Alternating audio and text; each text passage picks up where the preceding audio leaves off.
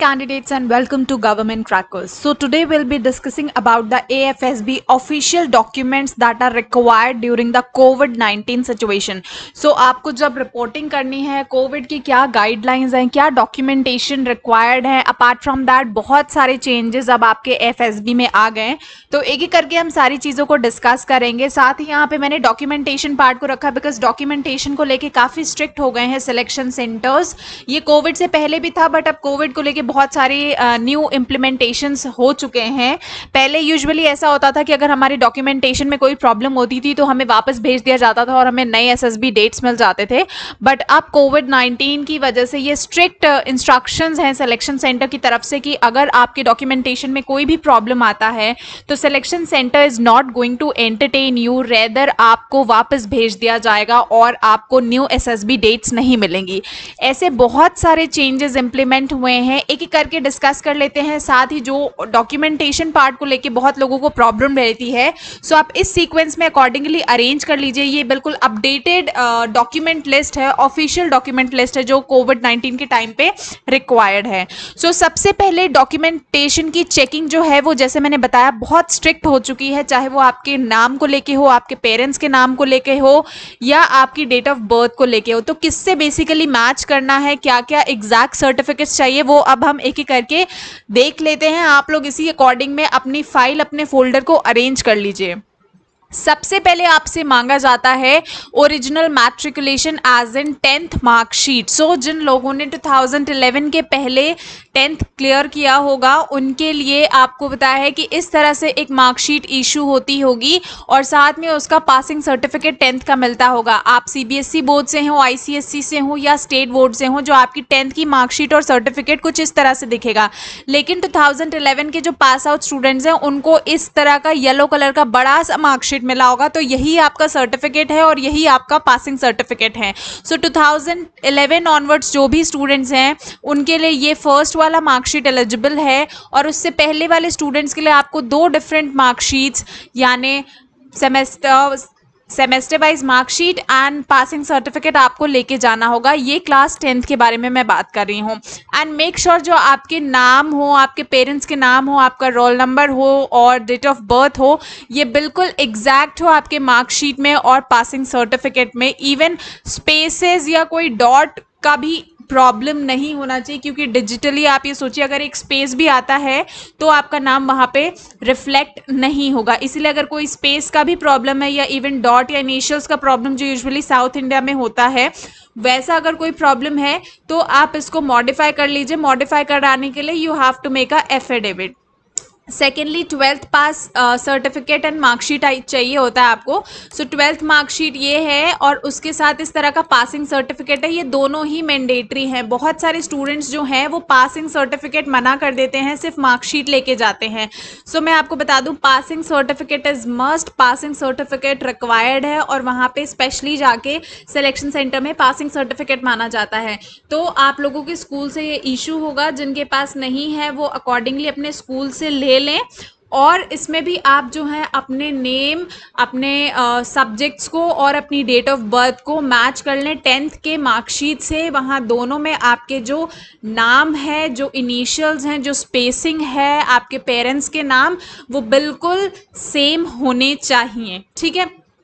Apart from that original degree चाहिए आपकी graduation की या पोस्ट ग्रेजुएशन की और उसके साथ सेमेस्टर वाइज यानी हर सेमेस्टर की मार्कशीट चाहिए। बहुत सारे स्टूडेंट्स जो हैं वो एक सेमेस्टर या 2-3 सेमेस्टर की लेके आते हैं।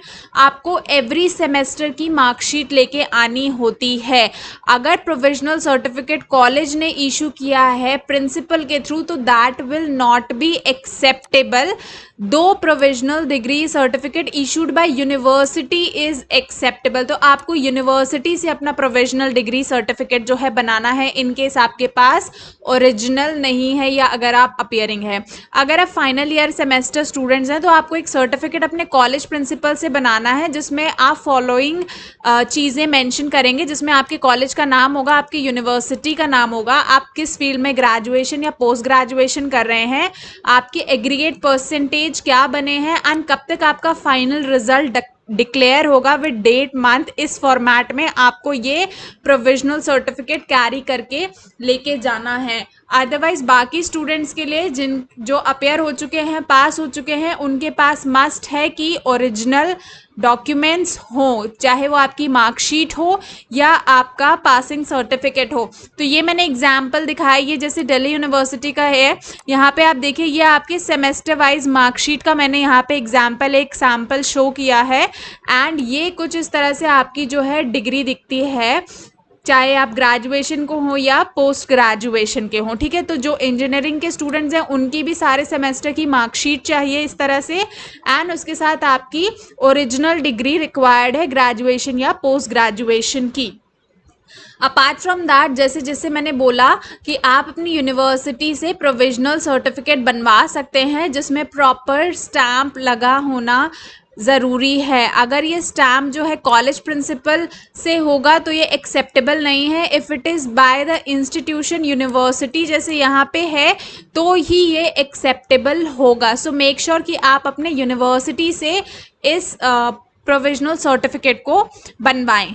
अपार्ट फ्रॉम दैट, आपको जितने भी डॉक्यूमेंट्स, जो भी सर्टिफिकेट्स आप कैरी करेंगे एकेडमिक्स के या इवन आपके एक्स्ट्रा कोकुलर एक्टिविटीज़ के, आप उन सब के 2-2 फोटो कॉपीज़ जो हैं वो कैरी करिए अपने साथ। दैट इज़ मस्ट, यानी जो भी आपके सर्टिफिकेट्स हो रहे हों, इट में भी 50, इट में भी 100, जितने भी बन रहे हों, सबके 2-2 सेट आप ज़ेरॉक्स करा के रखिए। And depending upon the entry आप अपने और सर्टिफिकेट्स लेके जा सकते हैं। जैसे जो लोग एनसीसी एंट्री से जा रहे हैं, they are required to carry original NCC C certificate जैसे भी एप्लीकेबल होगा। और जो एम्प्लॉयज़ हैं सेंट्रल गवर्नमेंट या स्टेट गवर्नमेंट या पीएसयूज़ में वर्किंग है, they have to carry NOCs from the employer. ठीक है, तो आपको इस तरह से एनओसी अपनी कैरी करनी होगी।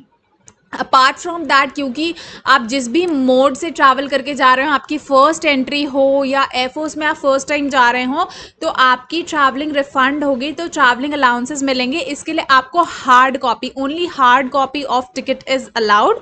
अगर आप सॉफ्ट कॉपी लेके जाएंगे तो बिल्कुल आपको एंटरटेन नहीं किया जाएगा। सो इट इज़ मस्ट कि आप अपनी हार्ड कॉपी लेके चलें।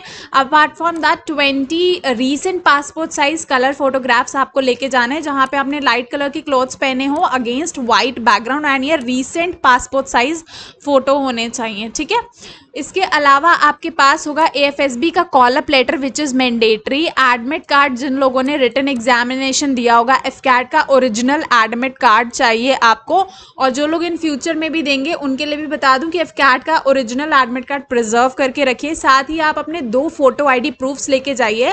और जितने भी डॉक्यूमेंट्स हैं, जैसे मैं बार बार इस चीज़ को इम्पोज कर रही हूँ कि आपका नाम, आपके पेरेंट्स का नाम, आपकी डेट ऑफ बर्थ, ये तीनों चीज़ें जो हैं आपके फ़ोटो ID में, आपके सारे एकेडमिक मार्कशीट्स में, सेमेस्टर मार्कशीट्स में एंड डिग्री में बिल्कुल सेम होनी चाहिए। There should not be a difference of a point और even a single space also. ठीक है, फॉर एग्जाम्पल अगर किसी का नाम आकाश है तो अगर AKASH, अगर S और H के बीच में एक स्पेस का भी प्रॉब्लम है कहीं पे, तो भी आपको रिजेक्ट कर दिया जाएगा। So you need to be very very very much sure. Alright, तो ये सारे डॉक्यूमेंट्स के साथ आप अपने और एकेडमिक्स या स्पोर्ट्स रिलेटेड या एक्स्ट्रा करिकुलर एक्टिविटीज़ के सर्टिफिकेट्स लेके जा सकते हैं ओरिजिनल। और इन सब के फोटो कॉपीज़ 2 सेट आप लेके जाइए, सो दैट जब आपको सबमिट करना हो अपने PIQ के साथ तो आप इजीली इसको सबमिट कर पाएँ।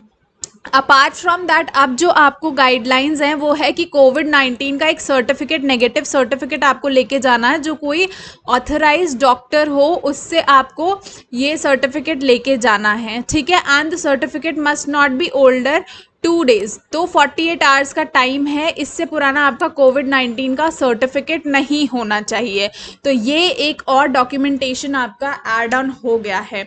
इसके अलावा कुछ और सर्टिफिकेट्स हैं, जैसे जो कैंडिडेट्स पास आउट होते हैं ग्रेजुएशन, जिनके CGPA में मार्क्स होते हैं, एयरफोर्स में आपको परसेंटेजेस में मार्क्स चाहिए होते हैं, तो there is a conversion percentage certificate एक होता है। इसको आप ऑफिशियल वेबसाइट से डाउनलोड कर सकते हैं, या फिर इस वीडियो के डिस्क्रिप्शन में मैं लिंक दे दूंगी, आप इसको डाउनलोड करके इसी फॉर्मेट में अपना परसेंटेज कन्वर्ट करके इस पे साइन करा के लेके जा सकते हैं। ठीक है, apart from that character certificate and bonafide certificate, ये भी इनके भी लिंक्स मैं आपको दे रही हूँ, या फिर इनके भी लिंक्स आप जो है ऑफिशियल वेबसाइट से इन फॉर्म्स को आप डाउनलोड करके अपने साथ लेके जा सकते हैं, या कॉलअप में आपके ये मेंशन होंगे।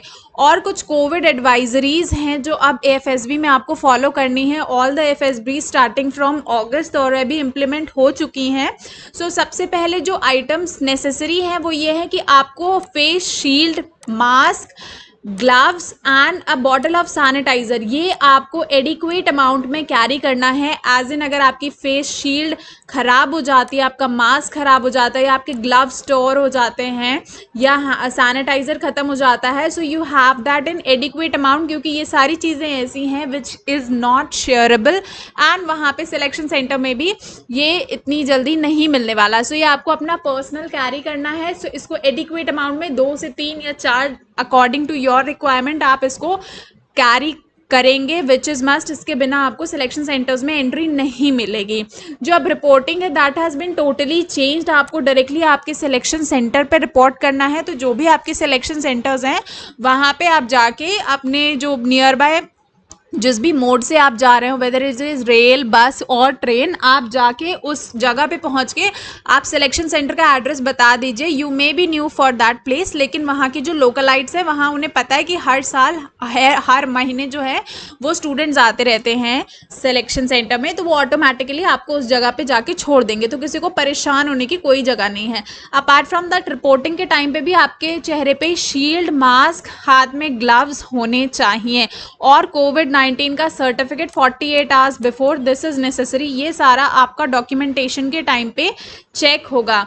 इसके अलावा आपसे ये कहा जा रहा है कि अगर आप किसी कंटेनमेंट जोन से आ रहे हैं तो आप ट्रैवल ना करें, और जब आप अपने घर से निकलें तो आपको इस तरीके का एक स्क्रीनशॉट लेना है जिसमें आपका आरोग्य सेतु ऐप पे दिखा रहा है कि you are at low risk, यानी दिस शोज कि आप कंटेनमेंट जोन में नहीं आते, यू आर सेफ। तो इस तरीके का एक स्क्रीनशॉट आपको लेके चलना है। जैसे मैंने बोला डॉक्यूमेंटेशन पार्ट में पहले जो है काफ़ी जो है रिलैक्सेशन मिलती थी, लेकिन अगर अब आपके डॉक्यूमेंट में थोड़ी भी प्रॉब्लम हो, please make a affidavit. Affidavit आपको जो है किसी भी आप कोर्ट के बाहर जाएंगे वहाँ पे अपनी प्रॉब्लम्स बताएंगे तो आपको एफिडेविट जो है मिल जाएगा। साथ ही जिनके टैटू पॉलिसीज़ हैं वो अपने टैटू के रिक्वायरमेंट्स को देख लें और तभी जाएं, बिकॉज एट एनी टाइम अगर आपकी डॉक्यूमेंटेशन में कोई भी प्रॉब्लम आएगी तो वो बिल्कुल एंटरटेन नहीं करने वाले हैं, ना आपको टाइम देने वाले हैं, वो आपको सीधे नो बोल देंगे एंड आपको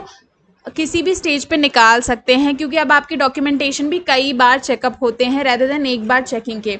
और साथ ही डॉक्यूमेंट्स के लिए आपको सेकंड अपॉर्चुनिटी यहाँ पे नहीं मिलने वाली है, ठीक है।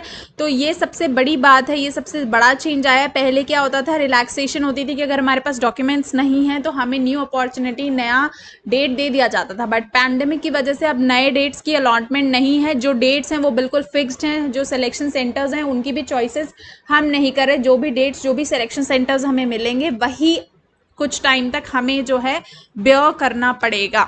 साथ ही जो फोटोग्राफ्स हैं वो लेटेस्ट पासपोर्ट साइज फोटोग्राफ्स मांगी गई हैं आपसे, ठीक है। एंड उसके अलावा किसी भी स्टेज में, स्टेज 1 में सेलेक्ट होने के बाद स्टेज 2 से आप जो है प्रेमाइसेस के बाहर नहीं जा सकते हैं, यानी आप सिलेक्शन सेंटर के बाहर नहीं जा सकते हैं। So not allowed to go out.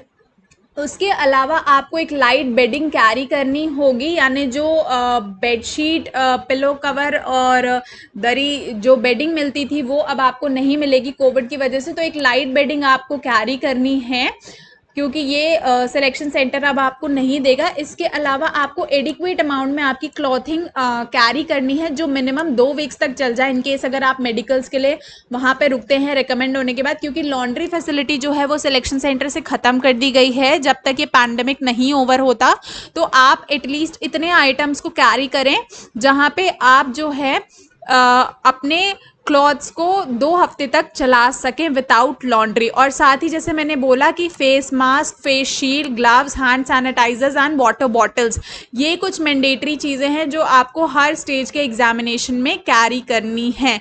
And at any point if you feel कि यू आर नॉट वेल, तो आप जो है इमीडिएटली मेडिकल टीम को वहाँ पे रिपोर्ट करेंगे। और किसी भी तरह की मेडिसिन लेके अगर आप एग्जामिनेशन देते हैं so there is no use, क्योंकि हर स्टेज पे आपकी जो है स्क्रीनिंग होगी, आपका temperature checkup every hour, probably every stage of testing आपका ये होता रहेगा। उसके बाद ही आपको टेस्टिंग के लिए अलाउ किया जाएगा।